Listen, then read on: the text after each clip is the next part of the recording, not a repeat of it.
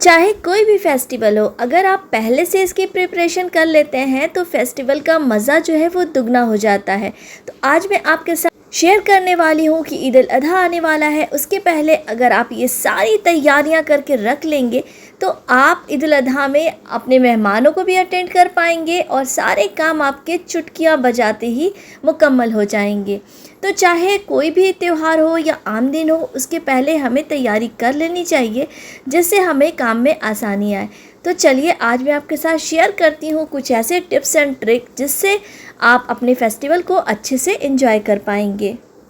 चाहे कोई भी त्यौहार हो, हमें फ्रिज की सबसे पहले ज़रूरत होती है। तो अपने फ्रिज को अंदर से और बाहर से बिल्कुल चमका लें और उसमें जगह बना लें ताकि उसमें हम अच्छे से कोई भी सामान रख सकें। हमें ईद उल अज़हा में सबसे ज़्यादा ज़रूरत होती है प्याज की। तो यहाँ पर आप अपने हिसाब से प्याज ले लें और उसे छीलने के बाद अच्छे से कट कर लें।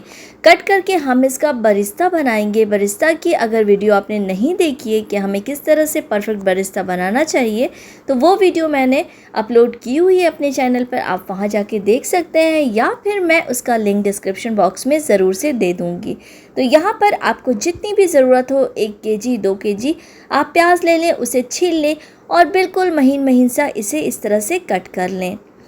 अगर आप इस तरह के जिप लॉक पहले से मंगा के रख लेते हैं तो आप इसमें बरिस्ता, आलू या फिर अगर आपको मटन स्टोर करके रखना है तो वो भी आप इसमें रख सकते हैं।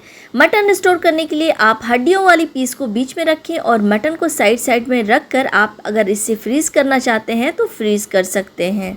ये जिप लॉक आपको ऑनलाइन और ऑफलाइन दोनों जगह ही मिल जाएंगे। अच्छे से कट कर लिया है, हम इसे अभी साइड कर लेते हैं और यहाँ पर लहसुन की पोटलियाँ इस तरह से हम तोड़ लेंगे। और जितनी भी आपके घर में खपत होती है चीज़ों की, तो आप उस हिसाब से लहसुन, प्याज, आलू वगैरह ले सकते हैं। तो वो सबको अपना अंदाज़ रहता है कि हमारे घर में चीज़ों की कितनी खपत होती है, तो आप उसी हिसाब से चीज़ों को मैनेज कर लें। तो यहाँ पर लहसुन की जो कलियाँ हैं उनके मैं पूरे छिलके नहीं उतारती हूँ, बस यहाँ से ऊपर से मैं थोड़ा कट करती हूँ और नीचे से, और ऐसे ही इसका पेस्ट बनाऊँगी। और बहुत बार लहसुन का पेस्ट बना कर रखने से उसमें एक महक हो जाती है, तो वो कैसे नहीं आएगी वो भी मैं आपके साथ शेयर करूँगी। यहाँ मैंने लगभग 2 केजी आलू लिए हैं और उसे अच्छे से हमें छील लेना है। जब आप बिरयानी बनाएंगे या आलू गोश्त बनाएंगे तो फटाफट से ये बॉईल किए हुए और फ्राई किए हुए आलूओं को आप यूज़ कर सकते हैं। आपको इंस्टेंट से बिल्कुल आलू उबालने की और फ्राई करने की ज़रूरत नहीं पड़ेगी। तो यहाँ पर आलूओं को हमने छील लिया है। छीलने के बाद हम इसमें डालेंगे नमक, और नमक डालने के बाद इसमें डालेंगे फूड कलर। अगर आप फूड कलर नहीं डालना चाहते तो आप इसकी जगह काश्मीरी लाल डाल लें और इसके बाद इसमें थोड़ा सा पानी डाल के हम इसे उबाल लेंगे। आलूओं को बहुत ज़्यादा नहीं उबालना है, इन्हें ओवर कुक बिल्कुल भी नहीं करना है, बस इन्हें 1 से 2 सीटी लगाना है। और लगाने के बाद जब आलू अच्छे से उबल जाएंगे फिर हम इन्हें किसी जाली में रख कर ठंडा कर लेंगे। तो यहाँ पर मैंने फ्लेम को ऑन कर लिया है, हमारे आलू बॉयल हो रहे हैं, तब तक हम हरी मिर्चों की डंडियों को तोड़ लेंगे। तो आप इस तरह से हरी मिर्चियों की डंडियाँ तोड़ लें, नींबू को अच्छे से धुल लें, ढेर सारे नींबू आप रख लें। नींबू, हरी मिर्च, धनिया पत्ता, पुदीना, ये सारी चीज़ों का इंतज़ाम आप बकरीद आने के पहले कर लें ताकि हम किचन में जब खाना बनाने खड़े हों तो हमें किसी भी चीज़ की ज़रूरत हो और हम जल्दी से निकाल कर उसे यूज़ कर लें। तो ये सारी चीज़ों का इंतज़ाम हम पहले से कर लेते हैं तो हमारे काम में बहुत ज़्यादा आसानी आ जाती है। तो धनिया पत्ता को धुल कर और इस तरह से आप स्टोर कर लें।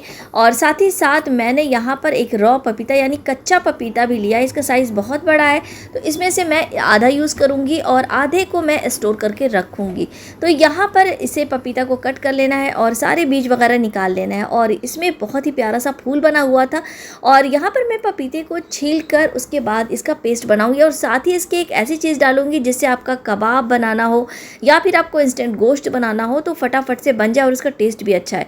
तो यहाँ पर आधे पपीते को मैंने छील लिया और क्लिंग रैप में लपेट कर रख दूंगी ताकि ज़्यादा दिन तक ये फ्रेश रहे। साथ ही साथ मैंने यहाँ पर गरम मसाले का पाउडर भी पीस कर रख लिया है, जिससे इंस्टेंट अगर गरम मसाला हमें ज़रूरत हो तो वो भी हम जल्दी से यूज़ कर लें। तो घर का बना हुआ गरम मसाला बिल्कुल परफेक्ट होता है। आप चाहें तो मार्केट का भी यूज़ कर सकते हैं, मगर घर के बने हुए गरम मसाले में अलग ही खुशबू होती है।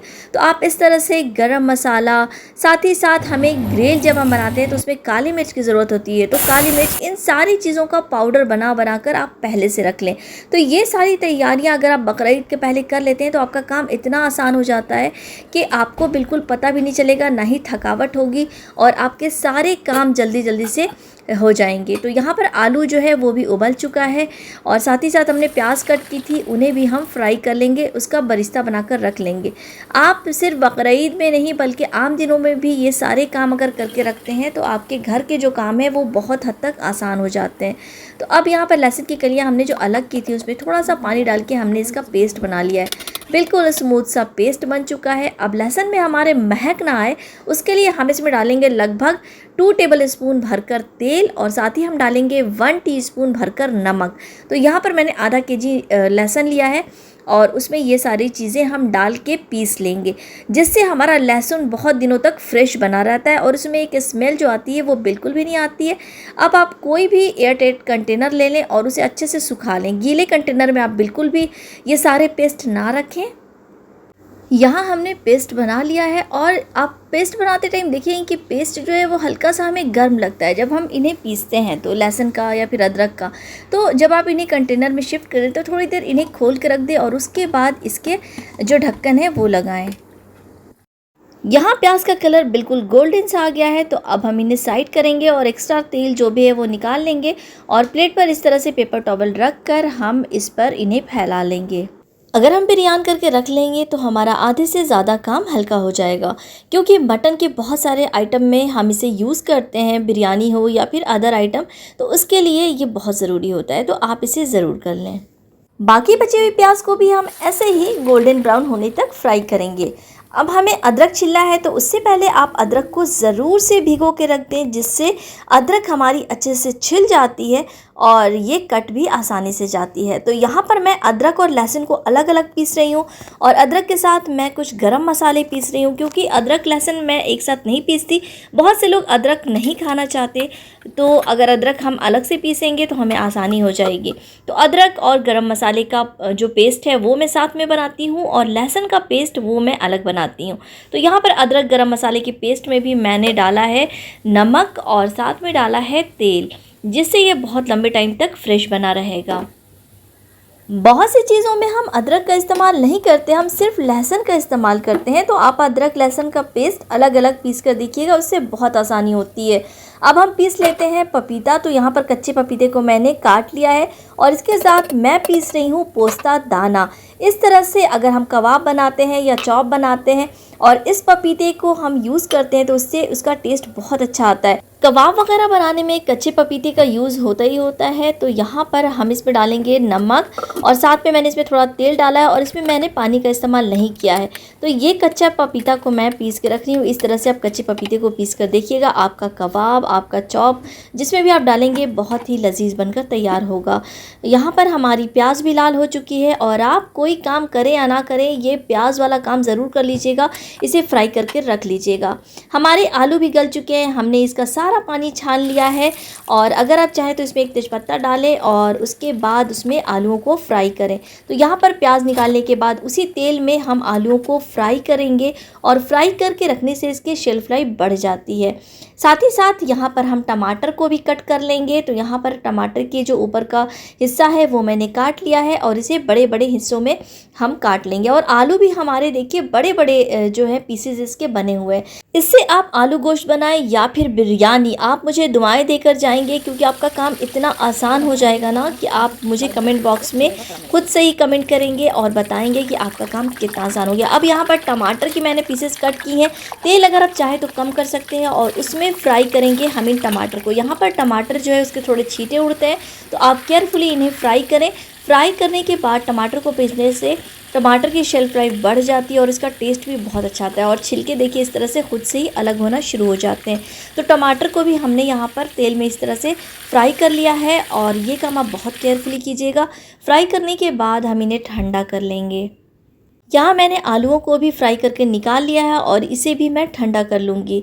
अब यहाँ पर मैं हरी मिर्च और पुदीने का पेस्ट बना कर रखूँगी, इन्हें क्रश करके, ताकि हम इन्हें बिरयानी में यूज़ कर सकें या फिर मटन के किसी और आइटम में इन्हें यूज़ करने से मटन का टेस्ट बढ़ जाता है।